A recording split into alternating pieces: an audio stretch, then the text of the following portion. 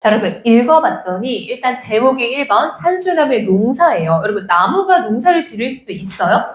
없죠. 농사는 보통 누구만 지을 수 있어? 사람만. 그럼 사람이 아닌 걸 사람처럼 표현했다는 점에서 작품 전체적으로 그렇지. 의인화가 쓰였다라는 걸 알 수 있겠죠. 의인화.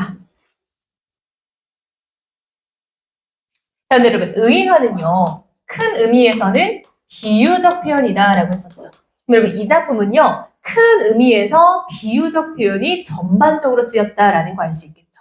제목부터가 일단 우리가 산수남의 농사라고 해서 사람만 할 수 있는 농사를 가지고 얘기를 하고 있으니까요. 됐어? 자, 두 번째 여러분. 보니까 시에서 가장 많이 나오는 단어가 뭐야? 정말요? 구라치지 마세요.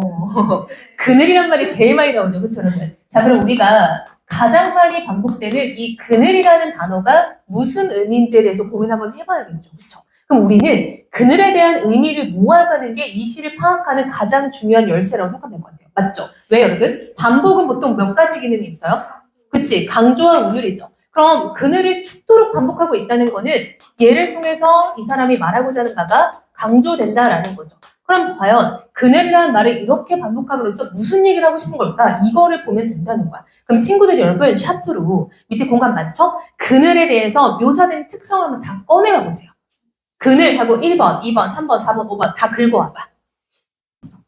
자, 그늘에 대해서 뭐라고 얘기하고 있어? 1번, 그늘은 노랗다. 2번, 그늘은 나무에 한해 농사이다. 3번, 그늘은 땅에서 넓어진다. 4번, 그늘은 그렇죠. 끌어모았을 때 노란 좁쌀 5대 무게를 가지고 있다. 오케이. 이 4가지 정도가 지금 묘사가 되고 있죠. 그럼 이걸 가지고 무슨 얘기를 하는 건지 우리 한 번씩 찾아봅시다. 자, 1행 볼게요. 산수유나무가 노란 꽃을 터뜨리고 있다. 여러분, 노란 꽃은 산수유나무의 어떤?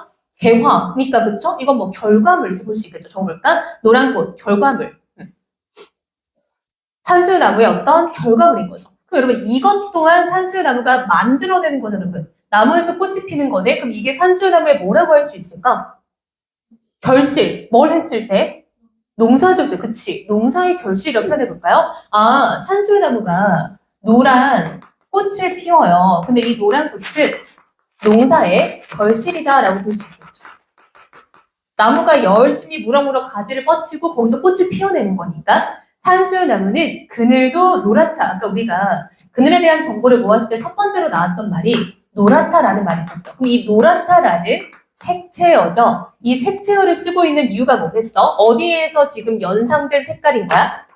그치, 꽃에서 연상된 색깔인 거네요. 따라서 여기에서 색채어를 사용함으로써 꽃과 지금 이 그늘의 연관성을 보여주고 있는 거죠.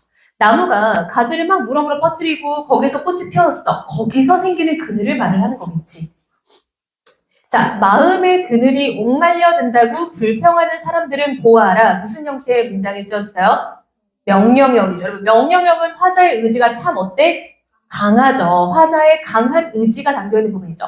뭘 보라는 거야? 불평하는 사람들은 얘를 한번 보래요. 그쵸? 왜 보나 봤더니 나무는 그늘을 그냥 들이는 게 아니다. 이것 또한 나무의 한해 농사다라는 거죠. 즉 이게 농사의 결실이다라고 보는 거죠. 그늘 자체가. 아, 그럼 여러분 봐봐. 나무는 열심히 농사를 지어서 그늘을 만들어내는 건데 사람들은 가만히 자기 마음의 그늘이 이게 말려든다고 불평을 하고 있다는 거죠. 즉 누구와 누가 지금 대조되고 있어? 나무와 그렇지 사람들이 지금 대조되고 있다라는 걸 알 수 있겠죠. 사람들은 계속 자기 그늘이 줄어들고 있다라고 불평을 하고 있어요. 나무는 뭐 해요? 열심히 농사를 짓고 있죠. 그렇죠? 쟤는 묵묵히 뭔가를 하고 있는 거잖아요. 그렇죠?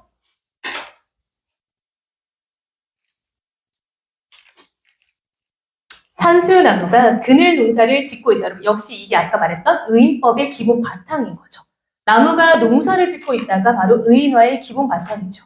꽃은 하늘에 피우지만 그늘은 땅에서 넓어진다라고 해서 지금 이 그늘의 세 번째 특징이 땅에서 넓어진다라는 걸 알 수 있겠죠.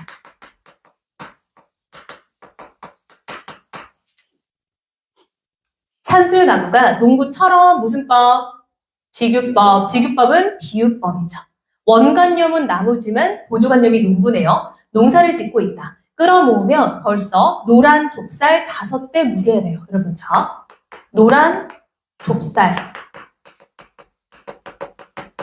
5배 무게라고 지금 그늘을 표현하고 있죠. 여러분, 그늘은 원래 무게가 있어, 없어? 없어. 근데 그것을 마치 무게가 있다라고 표현함으로써 어떤 효과를 주려고 하나 봤더니 뭔가 묵직하다. 그쵸? 그런 효과를 주려는 거겠죠. 여러분, 일단 여기까지가 표면적이면 그럼 이거 가지고 무슨 얘기를 하고 싶은 건가? 자, 한번 들어볼게요. 여러분, 그늘이 보통 시에서 쓸 때는 2가지 정도의 의미가 있는 것 같아. 뭐랑 뭐로 쓰일 수 있을까? 그치? 그치? 좋아요, 여러분. 그늘은 일단 어둡고 까만 색깔이죠. 그래서 여러분 잘 봐. 얼굴에 그늘이 생겼다라는 건 무슨 뜻이야? 얼굴이 어두워졌다. 요즘에 안 좋은 일이 있나 보다. 그치? 여러분 봐봐. 그래서 이 그늘이라는 거는 어떤 부정적 의미일 때는 뭔가 시련이 있거나 고난이 있거나 위기가 있거나 이럴 때 우리가 얼굴에 그늘이 생겼다 이런 걸 쓰잖아요. 그렇죠? 그래서 여러분 이게 가장 대표적으로 나오는 시 중에 하나가 정호승의 내가 사랑하는 사람이라는 시를 보면요. 나는 그늘이 없는 사람을 사랑하지 않는다라고 말을 해요. 그래서 이 사람은 그늘이 있는 사람을 사랑한다는 거야. 왜 그런가 봤더니 시련을 어느 정도 겪어본 사람을 사랑한다 이런 뜻인 거예요. 그래서 그때 말하는 그늘은 안 좋은 의미의 그늘이에요. 두 번째 여러분, 그늘은 또 어떤 의미도 있어? 반대로 좋은 의미일 때 뭐라 쓸 수 있을까? 그늘 밑에 사람들 뭐해? 휴식, 그렇지. 이건 휴식의 공간, 안식의 공간도 될 수 있겠죠. 우리가 지금 밥을 너무 맛있게 먹어서 혈당 스파이크 오는 거 아니야, 그렇죠? 그래요. 자, 휴식, 안식이 되겠죠. 그럼 여기서 그늘은 그런 부정적 의미로 보여요? 긍정적 의미로 보여요? 이 시에서는 긍정적 의미인 이쪽이 맞겠죠. 그럼 여러분 봐봐.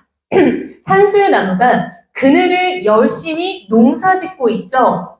어떻게? 본인이 꽃을 무럭무럭 키워내면서. 근데 그 그늘은 결국 누굴 위해 쓰인다는 거야?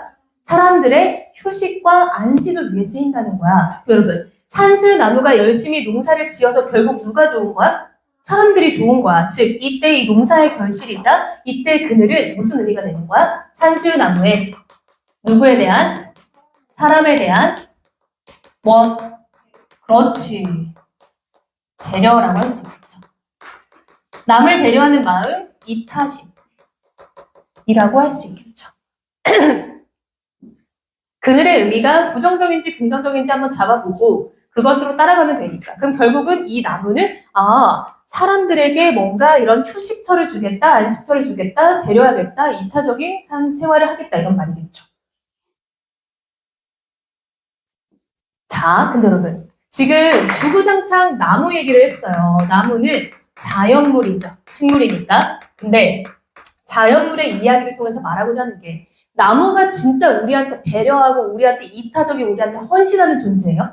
그건 인간의 관점이잖아요. 여러분 나무는 아무 생각이 없잖아요. 즉 나무라는 자연물을 가지고 인간 삶에 대한 이야기를 하는 거죠. 실은 나무가 누구를 헌신하고 누구에게 배려하는 게 아니라 누가 그렇게 살아야 되는 거야? 사람이 그렇게 살아야 된다는 거야. 그래서 나무라는 존재를 통해서 인간 삶에 대해서 얘기한다는 점에서 이 작품은 간접적으로 이야기를 전달하고 돌려서 이야기를 전달하고 우의적으로 이야기를 전달한다 해서 이 세 가지가 다 맞는 말이 되겠죠. 간접적 전달, 우회적 전달, 우의적 전달 다 되겠죠. 이솝 우화가 우회적, 우의적 이야기잖아. 그치? 자, 이 사람은 근데 이러한 교훈을 뭘 보며 깨달았어? 나무를 통해서. 여러분, 나무에 대해서 이 사람이 생각을 굉장히 깊게 했겠죠. 성찰적이고 사색적으로 이 사람이 생각을 한 결과 인간이 이렇게 살아야 되는구나 라는 교훈을 얻은 거죠. 성찰적, 사색적, 교훈적 한 번에 싹 할 수 있겠죠.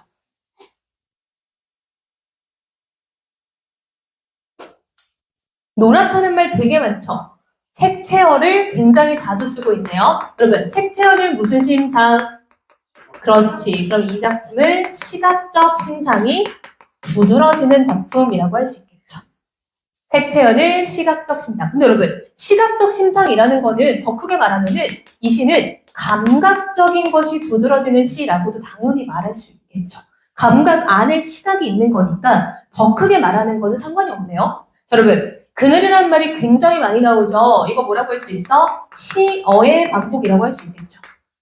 시어의 반복을 통해서 얻을 수 있는 효과는 당연히 온율과 강조라고 하면 되겠네요. 다 했어요. 이 정도면. 여기까지 일단 써보세요.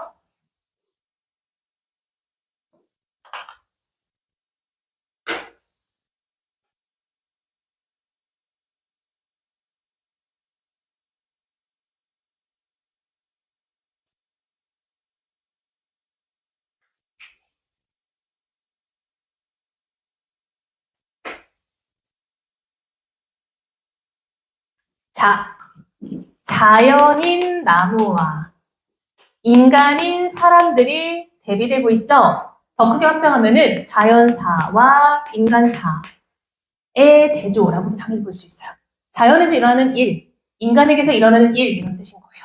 그래서 대조적인 시상전개도 당연히 맞네요. 그렇죠? 나무는 배려하며 살아가는데 사람들은 가만히 아무것도 안 하면서 불평불만만 한다는 거야. 그렇죠? 하늘 보면 다 그래요. 그렇죠? 다 그러잖아요. 그렇죠? 자, 그럼 봐봐. 그리고 여러분, 보통 나무가 그냥 혼자 쑥쑥쑥쑥 자라나가는 걸 우리 그냥 잘 큰 놈이라고 생각을 하지. 농사 짓는다라고 생각해 안 해? 잘 안 하지. 아, 이런 걸 우리가 뭐라고 해? 남들은 잘 안 하는 생각을 하고 있네. 참신하다 라고 합니다. 여기 위에 올라가면 자라다 미술학원이라고 남자 애기 전용 미술학원이 있어. 나는 남아 미술학원이라는 말이 남자아이 미술학원인지 몰랐어. 이거 평촌 학원가에도 있거든, 자라다? 나 그냥 미술학원인 줄 알았어. 근데 이게 엄청 오래됐대. 그때는 자라다는 아니었고 그냥 미술학원이었대. 근데 은규쌤이 거길 다녔다는 거야, 어릴 때. 은규쌤 탐본 사람이잖아. 그래서 내가, 자라다를 다닌, 이런 말 하면 안 되는데? 자라다 다닌 아이들 보면 계단을 진짜 역동적으로 뛰어다니거든? 근데 무슨 소리 하냐면, 봐봐. 내가 그런 생각을 했어. 아닐 수도 있어. 나의 추측이야. 남아 전용 미술학원이 있는 걸 보면 굉장히 역동적인 아이들을 좀 잠재우고 싶은 어머니들이 보내는 것 같아. 내가 봤을 때. 걔네들은 계단을 내려올 때도 뛰어내려오는 건 아무것도 아니야. 내 말했어. 이렇게 옷을 이렇게 거꾸로 뒤집어가지고 머리에 쓰고 내려와. 그 짱구가 알아? 짱구 이렇게 엉덩이 춤 출 때 하는 그 옷 모양 알죠? 그 상태로 내려와, 계단을. 가오리처럼. 그래서 내가 봤을 때, 이건 어머니들이 좀, 남학생들이 조금 차분해지길 원하고 여길 보내는구나. 근데 은규쌤도 거길 다녔다는 말을 듣고 내가, 쌤도 어릴 때 약간 좀 에바였어요 했더니, 그건 아니고 자기는 어머니가 자기한테 창의성을 기르게 하고 싶었던 것 같대. 근데 은규쌤도 그렇고 나도 그렇고 창의성은 없는 사람들이거든. 그래서 우리 그냥 그렇게 자라버렸어. 그쵸? 아무리 미술을 배워도. 근데 이건 되게 참신하다는 거죠. 그쵸? 오늘 다 했어? 다 했어요? 오케이. 자, 뒤에 학습 활동 채워보세요. 열심히 채우세요. 여러분, 학습 활동에 있는 것들이 객관식으로 변형해서 문제에 나오는 거예요. 이런 걸 우습게 알면 안 돼요, 여러분. 네.